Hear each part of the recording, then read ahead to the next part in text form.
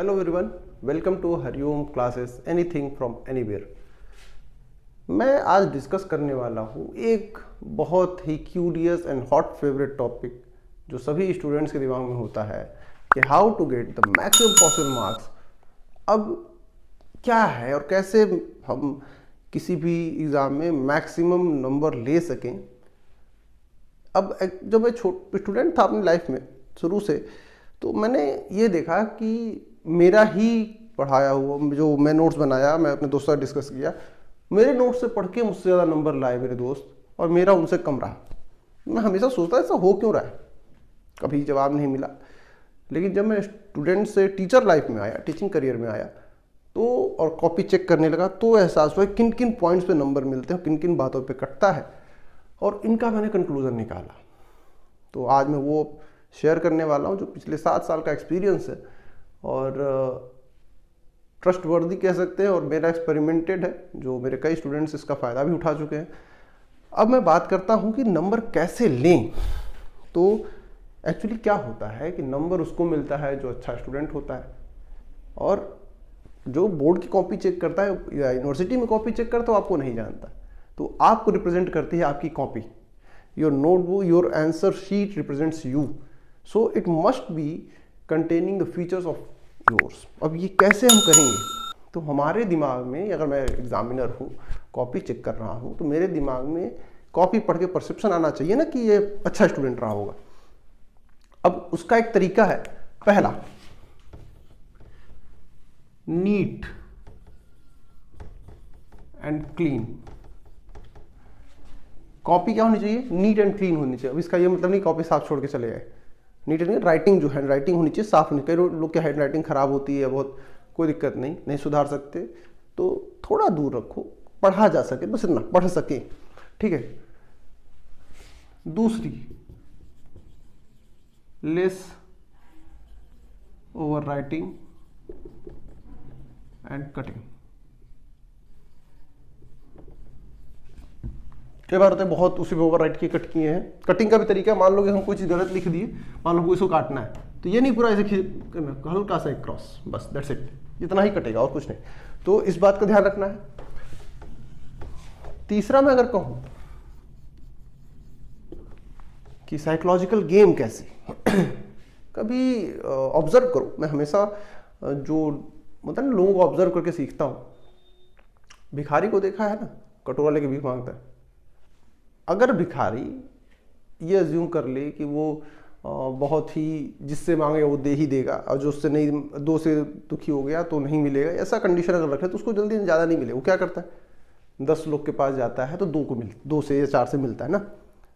वही अगर क्या करे, कुछ ना करे, बढ़िया एकदम अच्छा कपड़ा पहन ले, बढ़िया वेल मेंटेन, और वो पोलाइटली जाके बोले, तो कोई भी उसकी हेल्प कर देगा। क्यों? क्योंकि सोचा यार ये सच में ज़रूरतमंद है, तभी वो मांग रहा है।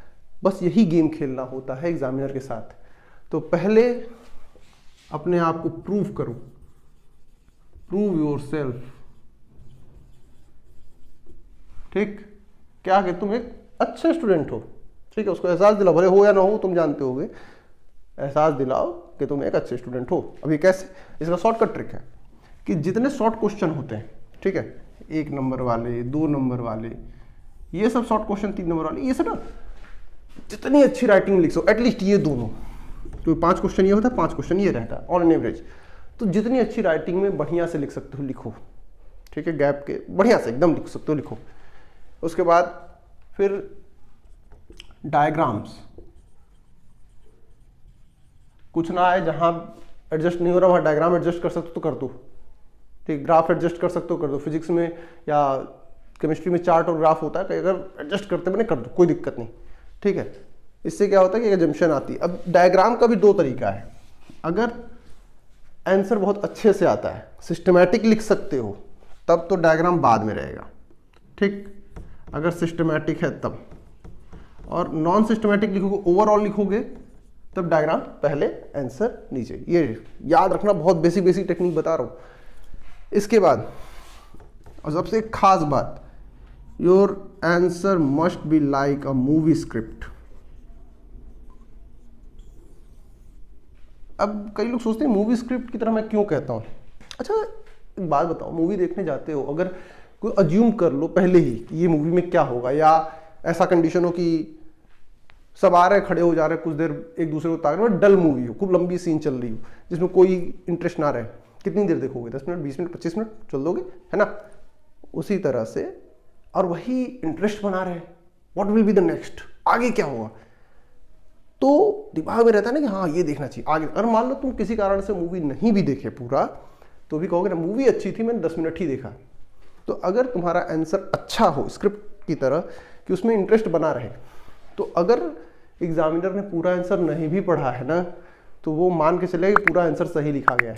ठीक, अब ये लास्ट गेम जो मैं कहता हूं पिटीनेस,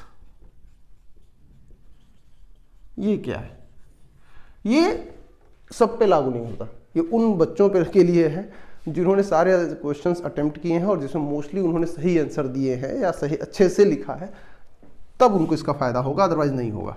अब ये क्या है, हर पेपर में 1 या 2 क्वेश्चन ऐसा होता है जो उनको एकदम नहीं आता, ठीक है, उसको एकदम लास्ट में करो, ठीक, उसको शुरू करो। अब आगे लिखें क्या, तो उसको शुरू करो मगर कंप्लीट मत करो। अब इसका एग्जांपल मैं देता हूं और आई होप कि इससे समझ जाओगे। अगर मान लो कि मुझे एक्सप्लेन करना है व्हाट इज द साइंस, मेरे पास डिफिनेशन आई, व्हाट इज द साइंस, मुझे नहीं पता साइंस की डिफिनेशन क्या है मान लिए, लेकिन मुझे नंबर चाहिए, तो मैं क्या करूंगा, हेडिंग डालूंगा साइंस। फिर अब मुझे ये पता है ये तो सब्जेक्ट है, the science is a subject in which, इसके बाद कुछ भी एक लिख के छोड़ दो यहीं पे, इन विच के बाद एक ऐसे हल्का सा लाइन खींच के या कुछ भी ऐसे लाइन खींच के, ठीक। अब ये क्या होगा, फनी है, इट सीम्स में फनी, मगर तुक्के पे लग जाता है कभी कभी, और मैंने कहा ये सिर्फ उसके लिए ज़्यादा कारगर होता है जो बाकी आंसर सही लिख के आया हो, अदरवाइज ये ज़्यादा काम नहीं करता है। यहाँ एक साइकोलॉजिकल इफेक्ट आता है टीचर के ऊपर, उसको ये लगता है कि लड़का पढ़ने वाला तो था ही, आंसर जरूर रहा होगा तभी तो लिखने की कोशिश किया, but due to lack of time